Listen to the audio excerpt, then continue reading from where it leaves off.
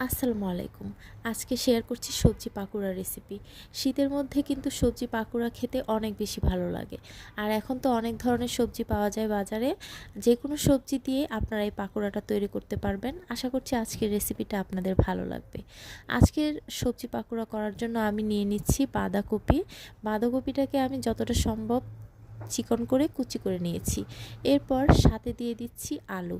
সবগুলো সবজি কিন্তু আমি ধুয়ে পানি ভালো করে ঝরিয়ে নিয়েছি। এরপর দিয়ে দিচ্ছি গাজর। গাজরটাকেও যতটা সম্ভব পাতলা করে কুচি করে নিয়েছি। এবার সাথে দিয়ে দিচ্ছি ধনেপাতা।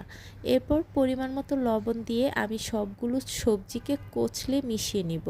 আপনারা যদি লবণ দিয়ে সবজিটাকে প্রথমে এভাবে মিশিয়ে নেন, দেখতে পারবেন যে অনেকটাই মিশে গেছে।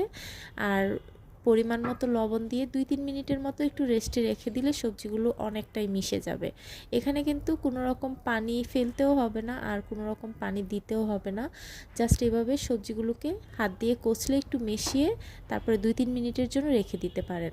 এরপর এখানে আমি দিয়ে দিচ্ছি পেঁয়াজ কুচি এবং কাঁচামরিচ কুচি।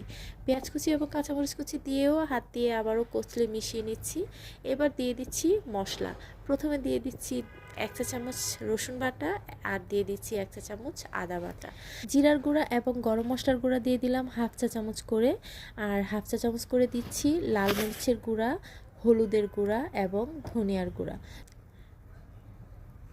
সবগুলো মশলা দেওয়া হয়ে গেলে আবারও আমি হাত দিয়ে ভালো করে কচলে কচলে সমস্ত সবজির সাথে মশলাটা মিশিয়ে নিচ্ছি। মশলার সাথে সবজিগুলো ভালো করে মেশানো হয়ে গেলে এরপরে দিয়ে দিচ্ছি চালের গুঁড়া। চালের গুঁড়া দিলাম আমি 1/2 কাপ, আর 1 কাপ দিয়ে দিলাম বেসন, আর দিয়ে দিচ্ছি হচ্ছে কর্নফ্লাওয়ার। কর্নফ্লাওয়ার এখানে আমি 1/2 কাপ থেকে কম ইউজ করেছি।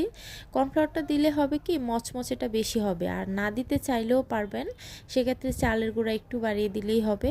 এরপর সব কিছু ভালো করে মিশিয়ে নিব। একটা জিনিস খেয়াল রাখতে হবে, এখানে কিন্তু কোনো রকম পানি দেয়া যাবে না। আর যদি দেখেন যে মিশ্রণটা এরকম আঠালো হচ্ছে না, তাহলে আরও একটু বেসন আরও একটু চালের গুঁড়া এখানে মিশিয়ে নিতে পারেন।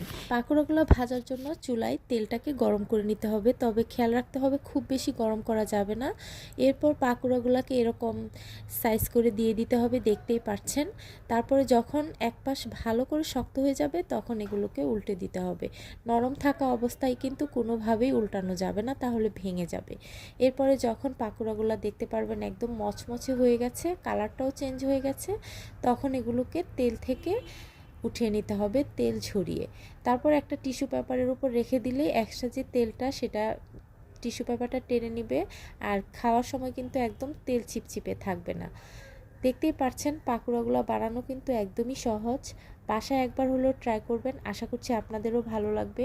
আর এগুলো যে কোনো সসের সাথে খেতে কিন্তু অসম্ভব মজার হয়।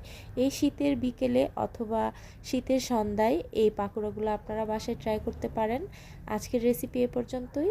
দেখা হবে নতুন কোনো রেসিপি নিয়ে। সবাই ভালো থাকবেন। আল্লাহ হাফিজ।